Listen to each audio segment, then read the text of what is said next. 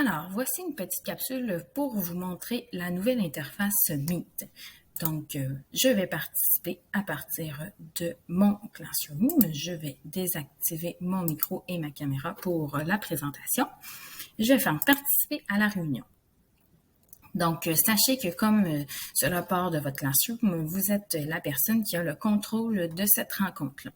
Donc, ici, vous remarquerez une nouvelle option. Vous pouvez couper le son de votre Meet. Donc, si jamais vous avez plus d'un Meet à la fois, vous pouvez décider de quel Meet vous entendez le son. Donc, ça peut être pratique pour les travaux d'équipe.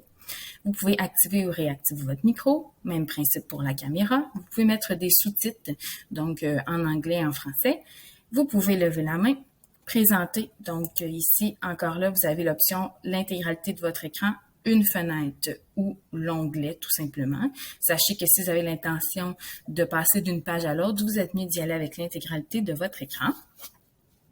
Vous avez ici différentes options dans les 3 points. Donc, diffuser cette rencontre, le tableau blanc directement avec Meet. Donc, c'est un tableau blanc qui peut être collaboratif. Enregistrer la rencontre. Enregistrer la rencontre, l'option devrait disparaître à partir de la semaine prochaine, donc le 9 janvier. Donc, n'ayez crainte si jamais vous ne le retrouvez pas. C'est les informations que nous avons de Google. Ensuite de ça, modifier la mise en page. Donc, ici, vous pouvez y aller avec la mosaïque et vous pouvez voir jusqu'à 49 personnes connectées. Donc, c'est suffisant pour un groupe. Plein écran, appliquer les effets visuels si jamais vous voulez changer le fond de votre écran, les sous-titres, utiliser un téléphone pour le son. Si jamais le son de votre ordinateur n'est pas bon, vous pouvez utiliser le son de votre téléphone. Ensuite de ça, il y a différentes possibilités pour contacter Google et les paramètres. Donc, les paramètres, on va les voir un petit peu plus tard, mais vous pouvez y avoir accès par ici. Vous avez ici pour quitter l'appel ou terminer l'appel. Sachez que si vous quittez l'appel, vos élèves vont pouvoir demeurer dans votre Meet. Si vous faites terminer l'appel, vos élèves quitteront en même temps que vous. Vous avez ici les informations sur la rencontre, donc copier les informations de connexion si jamais vous vouliez que quelqu'un vous joigne.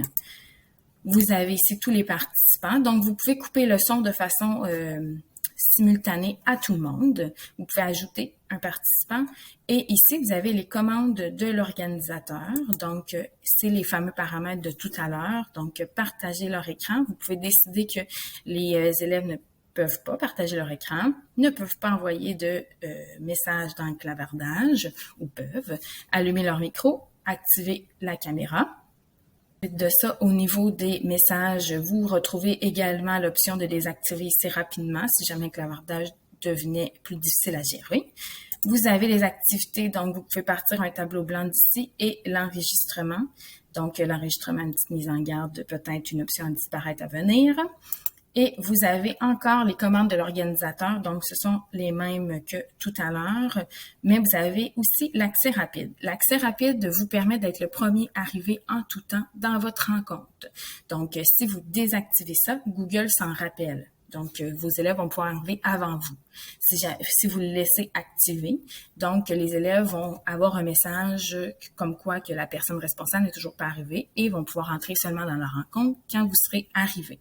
Donc, ça permet une meilleure gestion au départ. Et ici, on a les paramètres. Donc, à la même place que tout à l'heure, les 3 petits points, vous arrivez dans cette fenêtre-là, vous pouvez regarder vos paramètres audio, vidéo et les commandes que l'on vient de regarder ensemble. Donc, c'est ce qui complète le tour d'horizon de la nouvelle interface Meet.